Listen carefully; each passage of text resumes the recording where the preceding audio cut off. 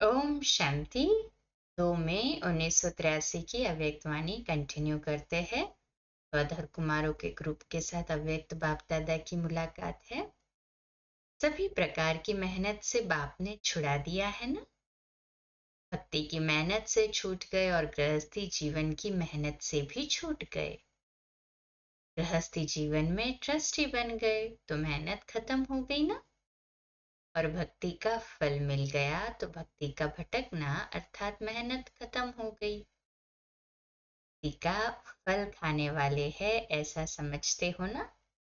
वैसे भक्ति का फल ज्ञान कहते हैं, लेकिन आप लोगों को भक्ति का फल स्वयं ज्ञानदाता मिल गया तो भक्ति का फल भी मिला और गृहस्थी के जो दुख शांति के झंझट थे वह भी खत्म हो गए। दोनों से मुक्त हो गए। जीवन बंध से जीवन मुक्त आत्माएं हो गई। जब कोई बंधन से मुक्त हो जाता है तो खुशी में नाचता है। आप भी बंधन मुक्त आत्माएं सदा खुशी में नाचते रहो। बस गीत गाओ और खुशी में नाचो। ये तो सहज काम है ना। सदा याद रखो, जीवन मुक्त आत्माएं हैं। सब बंधन समाप्त हो गए। मेहनत से छूट गए। मोहब्बत में आ गए तो सदा हल्के होकर उड़ो। पुजारी से पूज्य, दुखी से सुखी, कांटों से फूल बन गए।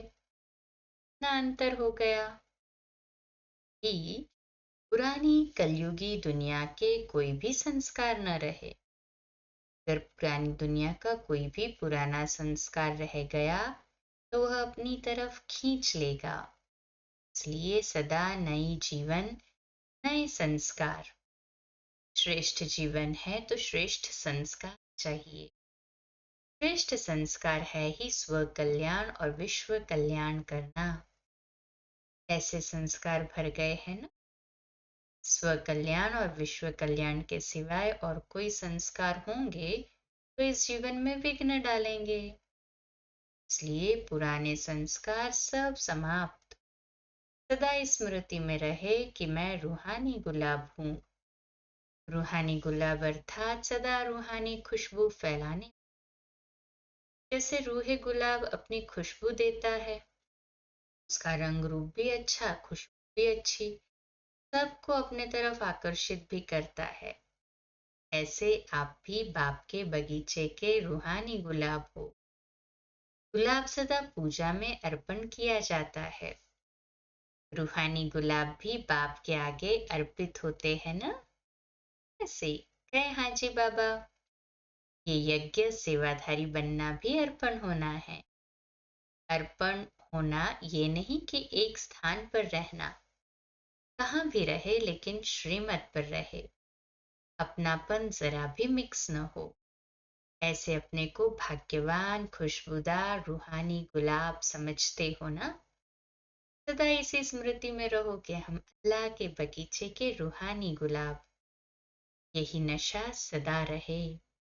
नशे में रहो और बाप के गुणों के गीत गाते रहो। इस ईश्वरीय नशे में जो भी बोलेंगे उससे भाग्य बनेगा। सदा अपने को विजयी पांडव समझ कर चलो। पांडवों की विजय कल्प कल्प की प्रसिद्ध है। 5 होते भी विजयी थे। विजय का कारण बाप साथी था। जैसे बाप सदा विजयी है, ऐसे बाप का बनने वाली भी सदा विजयी है ना। ये स्मृति बाप के है और सदा विजयी है। कहे हाँ जी बाबा। ये स्मृति में रहे कि हम सदा विजयी रत्न है। तो ये बात भी बड़ा नशा और खुशी दिलाती है। जब पांडवों की कहानी सुनते हो तो क्या लगता है? ये हमारी कहानी है। निमित्त एक अर्जुन कहने में आता है, दुनिया के हिसाब से 5 है, लेकिन है सदा विजयी। ये स्मृति सदा ताजी है, ताजी ही रहे। ऐसी स्पष्ट स्मृति हो जैसे कल की बात है। सभी ने घर बैठे भाग्य ले लिया है ना। घर बैठे ऐसा श्रेष्ठ से श्रेष्ठ भाग्य मिला है जो अंत तक गाया जाएगा। बाप के घर में आए, अपने घर में आए, बनाया, खाया, खेला। वैसे भी जब थक जाते हैं तो रेस्ट में चले जाते। यहाँ भी बिजनेस करके, नौकरी करके थक कर आते हो और यहाँ आते ही कमल बन जाते हो। बाप के सिवाय और कोई दिखाई नहीं देता। रेस्ट मिल जाती है, सिवाय एक बाप से मिलने, उनकी बातें सुनने, याद करने। बस यही काम है, उसके सिवा और क्या काम है बच्चों को। तो थकावट उतरी, रिफ्रेश हो गए ना।